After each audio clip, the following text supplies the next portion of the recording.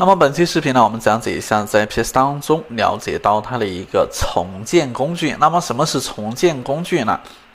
好，首先呢，为了不破坏它的原图层，我们把这一个图层给它拷贝出来，按一下 Ctrl 加勾，拷贝得到一个图层1，然后选择滤镜，选择液化。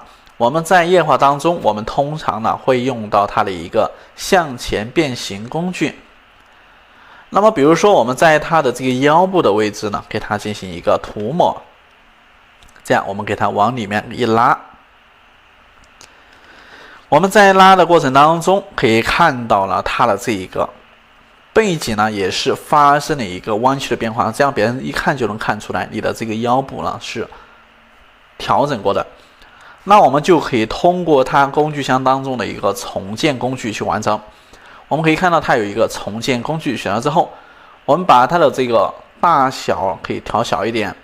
当然，你可以通过键盘当中的左中括号键给它缩小，右中括键可以放大。然后我们可以在它这一块，给它进行一个涂抹。那么你可以发现啊，它左边这个窗帘的位置呢，它是不是已经还原了？那么至于说，我们可以把这一块给它还原之后，可以看到。很明显的看到它的这个腰了，往里面肚子往里面收了一下。那么至于它的后面的这个位置呢，基本上就直接使用这个向前变形工具，我们对着它这一块进行一个涂抹就行了。首先我们在涂抹的过程当中，一定要掌握它的一个技巧，画笔呢一定要调到适当的大小，不能太小。太小的话呢，你这样一涂，然后你需要上面下面一点一点的这样去涂，那么可能你会这个地方会出现一些凹凸不平的位置，所以我们需要撤销 ，Ctrl 加 Z 撤销。那我们可以把画笔放大到合适的位置，然后给它稍微的往里面来一点点。可以看到，通过我们的键盘调整画笔的大小，然后右手呢拿上我们的鼠标或者说我们的这一个手绘笔鼠绘板这样直接去涂它。可以看到，这样就可以快速的去调整它。那么至于它这个腿部的位置，当然你可以同样的方式去调整它。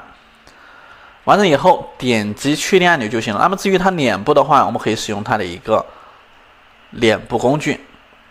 2018以上的版本才有这个脸部工具，然后就可以给它来一个瘦脸，往它收一下。这个下巴呢，可以往里面收一点，然后可以长一点，或者说矮一点短一点都可以直接往里面收一点都行，包括它的鼻子之类的都可以缩小。完成以后点确定按钮就行了。